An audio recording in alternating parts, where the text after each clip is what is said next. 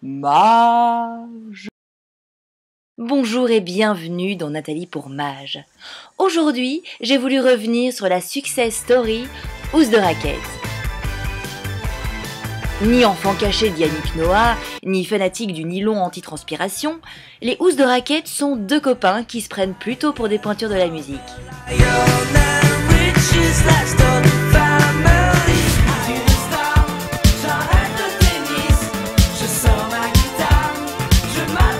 Encore bébé, ils n'ont cessé de grandir, et maintenant, ils chantent même en anglais. Oui, mais donc du coup là, moi je comprends plus rien du tout. À Tours toujours, je les ai rencontrés avant leur concert pour un des Rock. Housse de raquette, bonjour. Salut. Bonjour. Alors est-ce que vous pouvez vous présenter? Alors je suis Pierre, je chante et je joue de la guitare dans Housse de raquette. Et moi je suis Victor et je fais le reste. Dont la batterie, par La exemple. lessive, Voilà. la vaisselle. Comment vous gérez justement le succès que vous avez depuis ces dernières années? C'est un succès qui se construit, c'est-à-dire que moi je me souviens très bien de mes parents qui me voient pour la première fois à Rock en Seine en 2007 et j'ai vu un truc changer dans leur regard.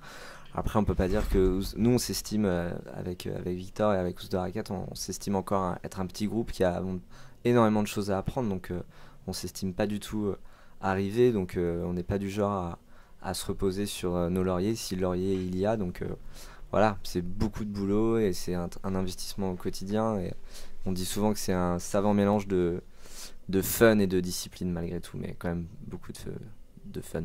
C'est quand même mon meilleur ami et on voyage dans le monde entier pour jouer de la musique, donc faut pas l'oublier, voilà. Donc pour la suite, qu'est-ce que vous nous préparez?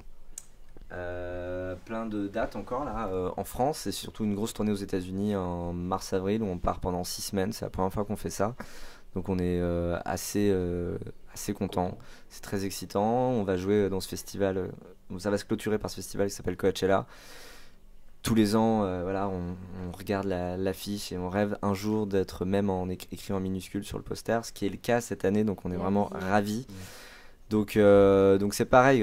Voilà, c'est pas une fin en soi, mais c'est une case qui est cochée malgré tout. Après, je pense que voilà, on n'a pas envie de s'arrêter là et on a envie de revenir dans 2 ans, 3 lignes au-dessus, et pourquoi pas un jour être tout en haut. Mais on est en mission, on s'est promis, je pense que, mais c'est tacite, on se le dit pas avec des mots clairs, mais je pense que depuis qu'on fait de la musique ensemble, c'est un peu à la vie à la mort, quoi. On va tout droit et c'est comme ça, et parfois il y a des moments durs et il y a personne pour se motiver que nous-mêmes. Mais voilà, on sait toujours qu'on peut compter l'un sur l'autre. Non mais si, parfois il y a des pactes qu'on dit vraiment en vrai mot. On appelle ça les pactes des loups. C'est vrai. On dit bon, pacte des loups, il faut qu'on joue à Coachella cette année. Et paf, on joue à Coachella cette année. Ça c'est vrai. Parce qu'à chaque fois qu'on parle dans le micro, on sait pas quoi dire à l'avance. T'es en train de le vivre en ce moment même en fait. Je crois que je lis mon texte aussi.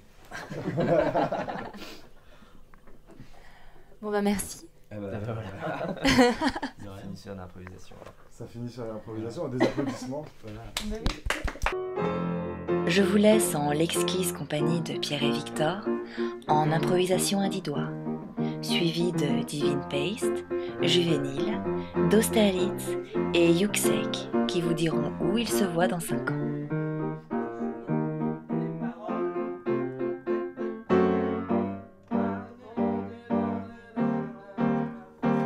Et pendant ce temps-là, je rentre à la house. Et dans 5 ans, tu te vois où? Dans le néant. À l'Olympia. Chez David Letterman à New York. Dans 5 ans,